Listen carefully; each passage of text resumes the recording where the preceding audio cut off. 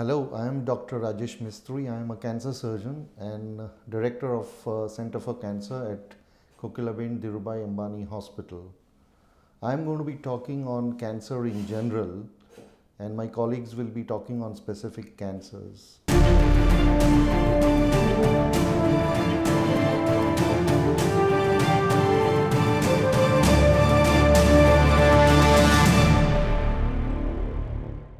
The term cancer refers to uncontrolled growth of cells in the body, and this happens when the body's mechanism to control the growth of cells stops functioning. Uncontrolled growth of cells or uncontrolled multiplication of cells lead to formation of a mass of abnormal tissue which is known as a tumor. Now, there is no one particular cause or a trigger factor which leads to development of cancer. So what we have is factors which increases the risk of developing cancer, and on top of the list is tobacco, which is the most important known cause for causing cancers in a large number of people across the countries. Excessive alcohol, excessive weight and unhealthy diet are other risk factors which are associated with increasing the risk of developing cancers.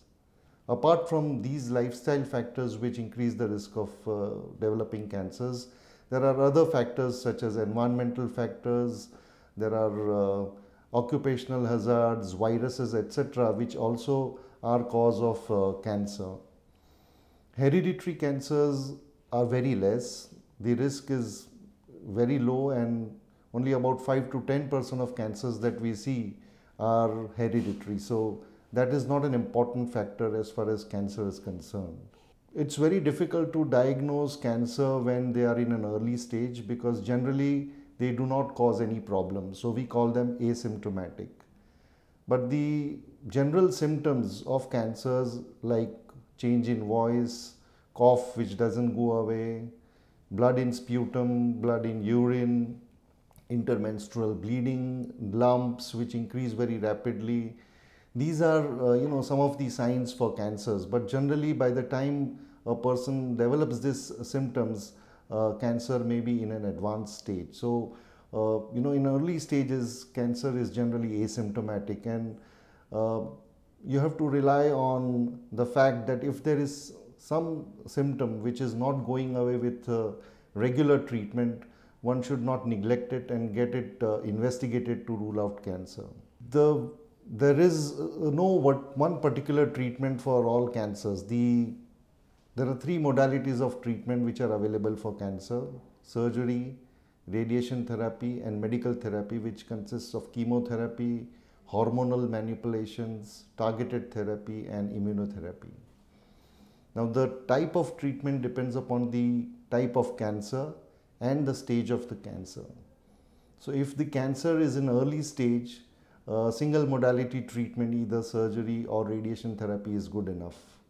But when this cancer is diagnosed in an advanced stage, you require multiple or multi-modality treatment consisting of maybe all the three type of treatment, that is surgery, radiation therapy and medical therapy. The outcome of cancer treatment again depends upon the stage. If the patient is diagnosed in an early stage, the cure rates for cancers are very high.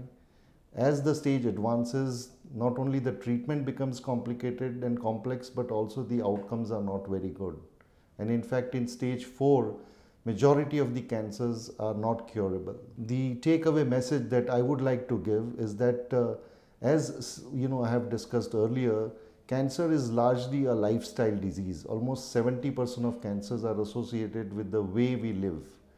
So if we keep our lifestyle healthy, which means that we say no to tobacco, we say no to alcohol, exercise regularly to keep right weight, and eat healthy food, mainly green leafy vegetables and fruits, the risk of developing cancer will reduce significantly. And I think all of us should strive to live a healthy life to avoid having cancers.